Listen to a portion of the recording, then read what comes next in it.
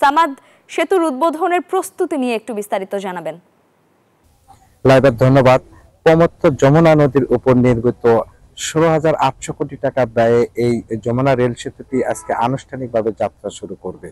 আজকে সকাল 11টার দিকে কিন্তু রেলওয়ে যে সচিব রয়েছেন এবং জাপানের রাষ্ট্রদূত রয়েছেন তারা কিন্তু একটি ট্রেনের মাধ্যমে সেতুর পূর্ব পাড় থেকে পশ্চিম পাড়ে এসে কিন্তু আনুষ্ঠানিক যাত্রা শুরু করবেন। এর মধ্যে দিয়ে কিন্তু যে উত্তরাঞ্চলের মানুষের যে ভাগ্যের উন্নয়ন এবং যোগাযোগ ব্যবস্থার উন্নয়ন, ব্যবসা বাণিজ্যের উন্নয়ন, সেই দ্বার কিন্তু উন্মোচিত হবে এবং এই সেতু দিয়ে কিন্তু ডাবল ট্র্যাকে কিন্তু প্রতিদিন প্রায় ৮৮টি ট্রেন যাতায়াত করবে।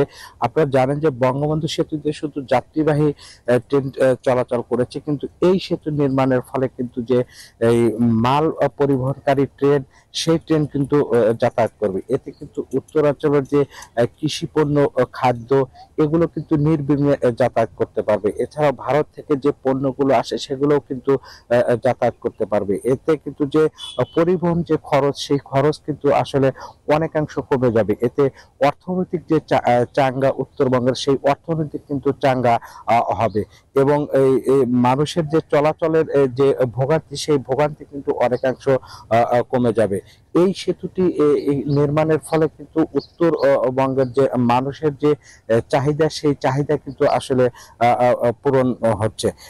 কিন্তু এই সেতুর যে দুই পাশের রেল লাইন আছে, সেই রেল লাইন কিন্তু ডাবল ট্র্যাক না হয় কিন্তু যে পুরোপুরি সুফল, সেই সুফল কিন্তু আসলে মানুষ পাবে না। তবে প্রকল্প পরিচালকরা যারা রেলের সাথে তারা জানিয়েছে দ্রুতই কিন্তু দুপাশে ডাবল ট্র্যাক যে রেল লাইন, সেই রেল লাইন স্থাপন করা হবে। আর এই রেল লাইন স্থাপন করা হলে কিন্তু যে এই ঢাকার সঙ্গে উত্তরবঙ্গের মানুষের যে নতুন দ্বার উন্মোচিত হবে বলে মনে করছেন। তো এই ছিল আমার কাছে সিরাজগঞ্জ থেকে যমুনা রেলওয়ে সেতু উদ্বোধনের সর্বশেষ। ফিরছি স্ট্রিটে লাইভ আপনার কাছে।